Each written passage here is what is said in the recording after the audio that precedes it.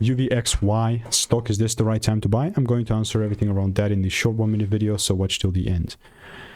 ProShares Trust Ultra VIX short-term futures ETF. It is actually, this ETF is looking quite good. Honestly, like beforehand, my bias was just bearish, and I'm not going to sit here and just deny that. It was. Generally speaking, I'm just still looking to take it up. Talked about this plenty of times before.